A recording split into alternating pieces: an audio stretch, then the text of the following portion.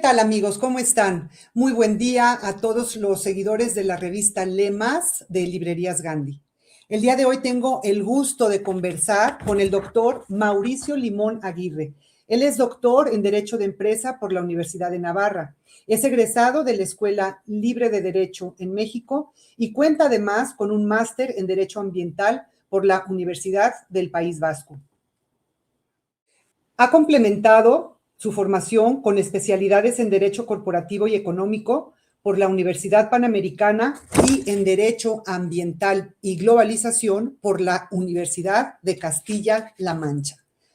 Actualmente es socio director de Limón Consultores, especializado en política, derecho y gestión ambiental. Además, es miembro de la barra de abogados. Doctor Mauricio Limón, ¿qué tal? Qué gusto saludarte. Muchas gracias, Lucía. Muchas gracias por la invitación a platicar en este tema con la revista Lemas de Librería Gandhi. Encantado de platicar contigo. Doctor Mauricio Limón, ¿cómo fue que terminaste conectando el derecho corporativo con el derecho ambiental? ¿Cuál es esta línea que une? Bueno, yo desde que estaba estudiando la carrera en la Libre Derecho quería ser abogado de empresa. Para ese entonces justo estaba yo estudiando y entré un poco en el activismo en la Ciudad de México. Se estaba haciendo un desarrollo inmobiliario en un área natural protegida que es Bosques del Pedregal. Y entonces desde entonces empecé pues a ver que era necesario hacer algo para proteger estas áreas naturales protegidas. Por supuesto no logramos nada y el desarrollo inmobiliario, pero me parecía que había que trabajar. En ese entonces todavía no había ni ley ambiental ni nada, pero yo sentía esa necesidad. Muchos años después, trabajando en el gobierno de Jalisco con Alberto Cárdenas, me daba cuenta que sobre todo en la zona Huichola, en la parte norte del estado de Jalisco, estaban en un dilema existencial de cómo conservar el bosque, pero al mismo tiempo cómo vivir y vivir bien según su propia cosmovisión. Y entonces estaba el dilema de, pues que no puedo comerme los árboles. Entonces, y el aprovechamiento de los árboles, pues lleva tiempo. Y mientras tanto, ¿qué? ¿Cómo compaginar, digamos, la producción agrícola, ganadera o pecuaria o de otra naturaleza en un ecosistema forestal que al mismo tiempo quieren conservar? ¿Qué hacer ante este dilema de conservar versus desarrollo o vivir, ¿no? Uh-huh. Y este tema se lo planteé al entonces gobernador, quien además tenía una gran vocación, o tiene una gran vocación forestal. Y es de ahí que me invita a crear la Comisión Nacional Forestal, lo que hoy es la Comisión Nacional Forestal. Y él me planteó dos grandes objetivos que son los que desde entonces me han marcado. Uno es hacer justo que las personas más pobres que viven en los ecosistemas forestales tengan un desarrollo y pues más que un nivel de vida digno, suficiente, bien, que puedan, y al mismo tiempo, decía él, cuidar nuestras fábricas de agua. Entonces, estos dos grandes objetivos, cuidar nuestras fábricas de agua y al mismo tiempo sea motivo de desarrollo, de crecimiento, de tener una vida digna para las personas y comunidades que viven ahí, ese era, digamos, el gran objetivo. Y a partir de entonces fue que me invita a crear la Comisión Nacional Forestal y pasar, pues ya dejaba, digamos, del mundo empresarial. Hoy me dedico a asesorar empresas, ya no como abogado corporativo, que era lo que me gustaba, ahora abogado ambientalista para asesorar a las empresas precisamente para que cuiden nuestras fábricas de agua, para que lleven desarrollo, pues para que no contaminen los acuíferos, el suelo, la atmósfera, el agua, etcétera, y que al mismo tiempo sea un desarrollo empresarial. Entonces, ¿cómo hacer que el cuidado ambiental sea también motivo de desarrollo y no solo un gasto, sino una una inversión que le reditúe al mismo tiempo. Entonces, un ganar-ganar. Oye, Mauricio, estamos hablando que esto fue a principios de los años 90, y bueno, tú y yo pertenecemos a generaciones del siglo pasado. Yo soy de los 60, tú ¿También? también. Del Y 60. entonces el telón de fondo entonces era otro, porque nadie hablaba de cambio climático, y hoy los jóvenes se enfrentan ya a una conversación totalmente diferente a la que tú y yo escuchábamos. En conversaciones previas contigo me gustó mucho cómo desarrollaste esta idea y me gustaría que la compartieras con nuestro auditorio. Fíjate, Lucía, es muy interesante eso porque la cosmovisión ha cambiado. Tú y yo y los que nacieron antes que nosotros, el telón de fondo, digamos, veían el mundo desde un filtro que era una guerra fría, que era el mundo estaba dividido en dos, capitalismo, comunismo, etcétera. Y las conversaciones en casa giraban muy en torno a eso, aunque nosotros no viviéramos, digamos, ni en la Guerra Fría, porque vivíamos en México, pero sí estaba permeada, digamos, la cultura, la cosmovisión, el mundo, el diálogo en casa, con ese telón de fondo, ¿no? Pero esto cae el muro de Berlín en 1989 y a partir, sobre todo, finales de los 90, ese telón de fondo cambia y, sobre todo, y se ve ahora con más claridad, el telón de fondo es el cambio climático. Los jóvenes que nacieron a finales de los 90, principios del año 2000, la conversación en su casa, en la escuela, era ya el tema de capitalismo, comunismo, es el tema del cambio climático, donde están viviendo ya la experiencia los jóvenes que nacieron a finales del año pasado, o sea, que ahorita tendrían entre 25 o 30 años, ellos, cuando ya empiezan a tener uso de razón, el tema de telón de fondo es el cambio climático. Pero así hablado, pues es un tema que nos rebasa. O sea, nosotros como ciudadanos de a pie, ¿qué podemos hacer frente a un fenómeno global como el cambio climático? Pero lo estamos viendo y lo estamos sufriendo. Y estamos viendo cómo el clima efectivamente ha cambiado, cómo las sequías son cada vez más prolongadas, los incendios son cada vez más severos. Si tú vives en Acapulco, por ejemplo, pues Otis ya lo viviste. Esa realidad de Otis que de la noche a la mañana te cambia la vida completa y te hace salir o te hace perder tu trabajo o te hace no ir a la escuela durante cierto tiempo. Amigos tuyos que estaban en una escuela en Acapulco hoy ya se fueron y ya no los ves más. Y esta realidad está pasando en Veracruz, en Yucatán, en Sinaloa, en todos lados. Entonces ven un tema, es el telón de fondo, y eso aunado desgraciadamente a la inseguridad en México a partir del 2015 para acá, entonces ven un futuro negro, ven un futuro difícil, eso les produce mucha ansiedad. Entonces se ha traducido un poco en ecoansiedad. Esa ecoansiedad es porque ven que su futuro está comprometido y no pueden hacer nada. Entonces, ¿qué hago?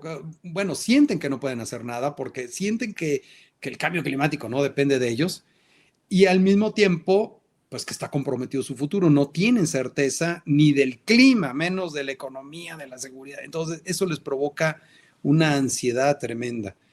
Y a partir de aquí surgen fenómenos incluso sociales, psicológicos, etcétera. El derecho ha querido abordar este tema, obviamente desde su aspecto jurídico, no desde el aspecto psicológico, antropológico, etcétera. Y el derecho ambiental ha entonces permeado en temas como impactos socioambientales, etcétera, precisamente para abordar este tema. Pero sí es muy importante que las políticas públicas, sobre todo que hoy cuentan con el apoyo indiscutible de los jóvenes, es el tema del cambio climático. Pero si no los incorporas, Ajá. pues entonces sí hay un problema ahí severo, ¿no? Me gustaría que nos platicaras un poco, sé que vienes llegando de la COP 4 del Acuerdo de Escazú en Nassau, y me gustaría que nos compartieras, pues, qué es esta COP 4 del Acuerdo de Escazú, de qué se habló en esta ocasión, qué fue lo que más sobresalió en esta reunión, qué países asistieron, por qué fuiste tú. Sí, mira, el Acuerdo de Escazú, así se le conoce coloquialmente, pero su nombre es muy largo porque es el acuerdo sobre para garantizar los derechos de acceso a la información, la participación pública en los procesos de toma de decisiones y la justicia en materia ambiental para América Latina y el Caribe. Muy largo, es decir, se llama Acuerdo de Escazú porque se firmó en Escazú, Costa Rica. Este acuerdo que garantiza estos derechos de acceso a la información, la participación y la justicia. Es el primer acuerdo latinoamericano y caribeño en materia ambiental y en materia de derechos humanos. Este acuerdo fue novedoso, entre otras cosas, porque se adicionó un artículo especial para defensores de derechos humanos en asuntos ambientales. ¿Por qué? Porque América Latina y el Caribe, desgraciadamente, pues nos llevamos las palmas en materia de persecución contra estas personas, defensoras de derechos humanos en asuntos ambientales. La COP es la conferencia de las partes, es decir, cuando se juntan los países del acuerdo, firmantes del acuerdo, para discutir los avances y cómo empezar a implementarlos. Esta fue la COP 4, o sea, la conferencia de las partes número 4, en donde estuvieron pues 19 países, que son los países firmantes, muchos países caribeños y obviamente países desde México hasta Argentina, Chile, Colombia, Panamá, etcétera, ¿no? Puros países latinoamericanos y caribeños firmantes. Esta ocasión era importante porque era la primera vez en la conferencia de las partes en donde se platicaba del acceso a la justicia. Las anteriores se habían enfatizado en acceso a la información y participación y en defensores de derechos humanos. Pero este tercer pilar fundamental era el tema de acceso a la justicia ambiental. Y yo, como miembro de la barra de abogados, pues a lo que nos hemos dedicado, o sea, el tema de acceso a la justicia ambiental, en mi despacho y desde la barra.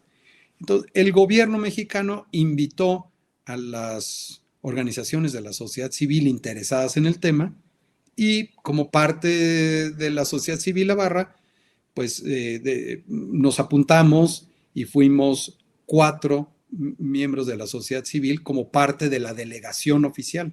México abre sus puertas para que 4 funcionarios más 4 de sociedad civil formemos parte de la delegación oficial y por ese motivo, y fue en Nassau, Bahamas. Pero el tema central en esta ocasión era el tema de acceso a la justicia, entre otros, además, el tema de un registro de emisiones y transferencia de contaminantes. Entonces, estos fueron, digamos, los dos grandes temas. Y el público, que es así llamado público, que estaba ahí presente, en donde notas que hay 3 agendas que el público quiere empujar. Es la agenda de grupos y de población originaria, de mujeres y jóvenes. ¿Sí? Hay muchos grupos de sociedad civil que empujan que se atienda sus agendas desde los jóvenes, de mujeres o de pueblos originarios para que Escazú pueda dar una respuesta a ellos. Entonces, ves, obviamente es diferente la posición de las mujeres o de defensores o de grupos indígenas o de jóvenes. ¿Por qué tanta efervescencia aquí? Precisamente por los defensores de derechos humanos. Porque es el único acuerdo multilateral ambiental en todo el mundo que tiene un artículo y un capítulo especial para defensores y para personas y grupos en situación de vulnerabilidad.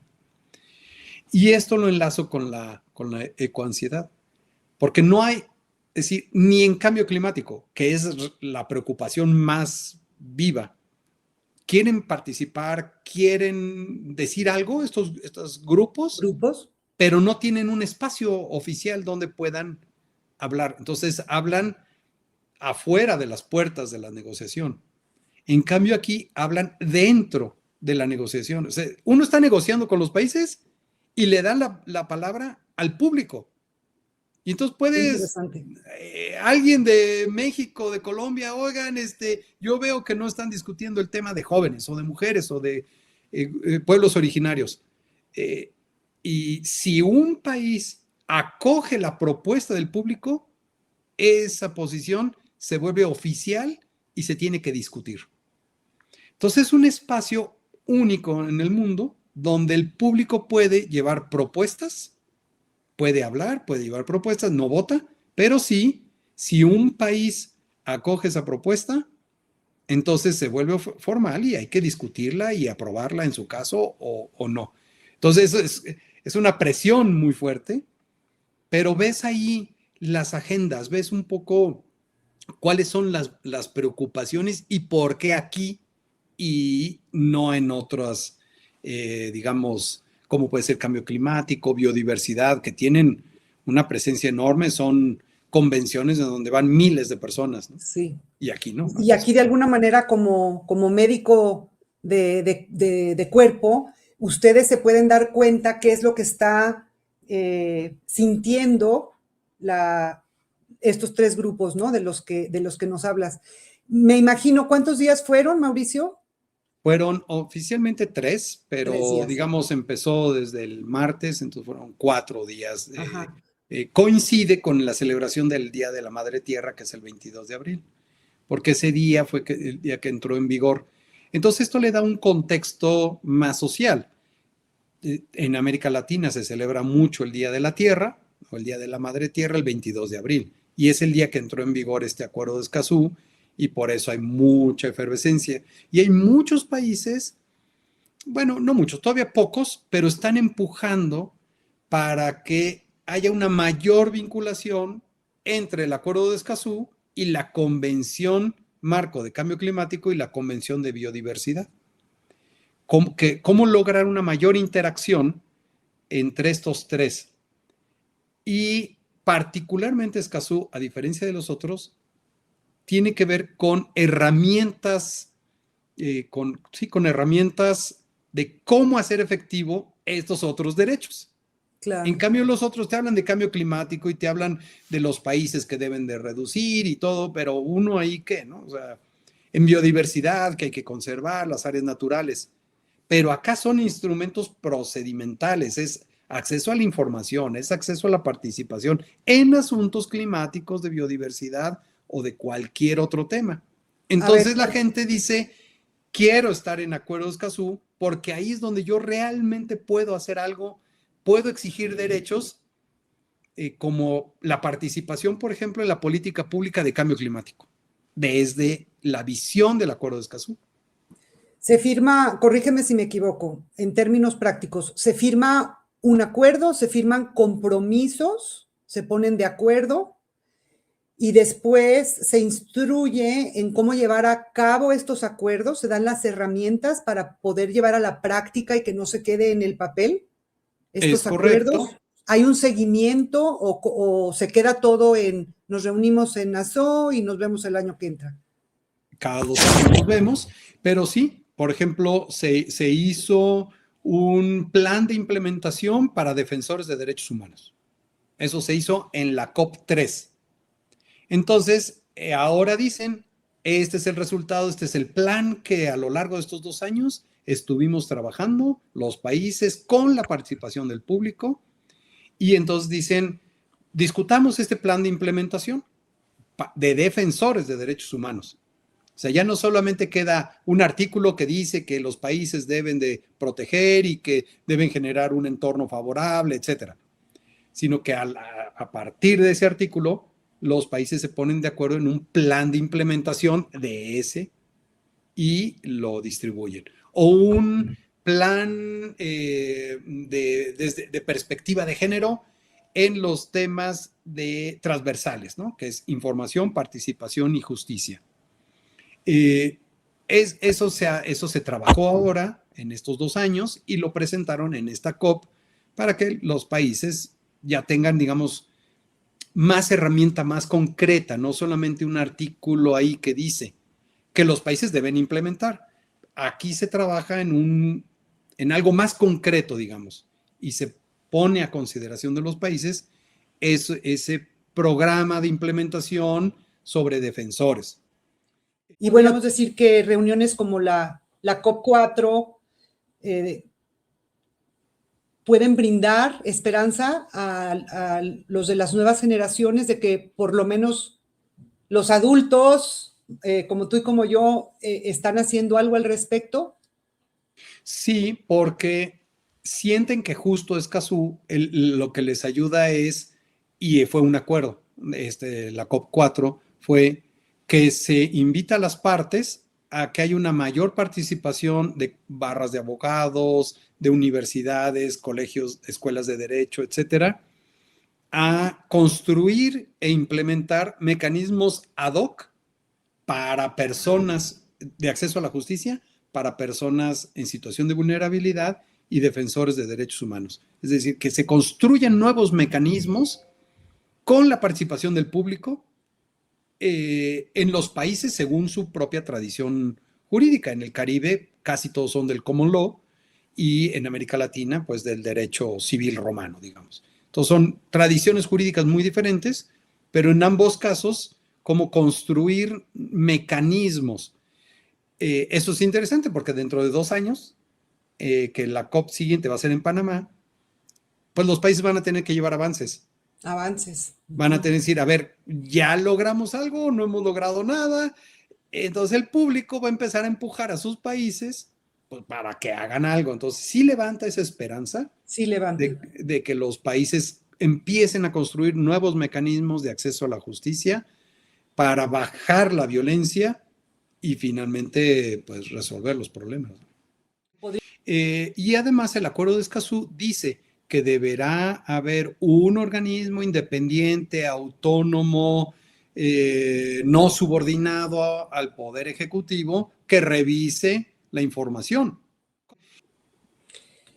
Creo que sí es esperanzador el que se lleven a cabo estas reuniones, que queden asentados los hechos, que haya firmas de por medio, aunque haya resistencia por parte de algunos gobiernos de algunos países, pero esto es algo que sí nos brinda esperanza, que hay ciudadanos como tú, desde diferentes flancos, desde diferentes laderas, luchando por esto que aflige tanto al planeta y pues a las nuevas generaciones, porque pues en un pestañear, pues los que nacimos el siglo pasado, pues pronto nos vamos, ¿no? Pero aquí se queda todo un planeta lleno de jóvenes y de niños a los cuales los de nuestra generación debemos brindar cuentas. Sí, de los 4 miembros de la sociedad civil, 3 eran muy jovencitos. Qué bien. El adulto era yo. Y de los otros, pues jovencitos de 20 pocos. Entonces, es muy esperanzador verlos a ellos luchando, yendo, pagando con sus recursos o de las organizaciones, ir hasta allá y dedicarle. Es muy esperanzador ver que sí están ayudando y sobre todo en un tema muy de herramientas, o sea, es muy procesal, no es etéreo como el cambio climático y los compromisos de los países, y el compromiso de lucha contra la biodiversidad o la desertificación. No, aquí es cómo puedo yo, desde estos 3 derechos de acceso, justo hacer valer mi derecho a un medio ambiente sano, a un clima sano, a conservar la biodiversidad. Este es el acuerdo que te da esas herramientas.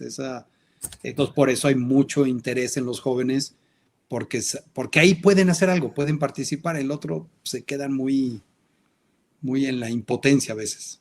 Oye, y pues antes de despedirnos, Mauricio, ¿hay algo que nos quisieras compartir, algo que quisieras agregar para cerrar esta rica conversación, la cual te agradezco mucho. Gracias, Lucía, pues por la invitación, gracias a la revista Alemás. Eh, y, y para evitar esa ansiedad, creo que hace falta tener un poco de trascendencia en los tiempos, porque si te agotas en tu momento, pues sientes pues que el mundo no va bien, que está oscuro el futuro, y eso genera mucha ansiedad. Creo que si se privilegia el tiempo respecto de los espacios, entonces generas procesos, generas dinámicas que tarde que temprano van a tener resultados. Probablemente no los veas, pero van a tener resultados a fin de cuentas. Por eso es muy esperanzador esto, porque ver a los jóvenes, probablemente ni yo, y quizá ellos tampoco, pero las otras generaciones sí van a ver resultados. Y esa esperanza es real, sí va a pasar. O sea, yo lo veo clarísimo que con la participación de los jóvenes y de los adultos y todo, va a cambiar esto, no va a ser eterno.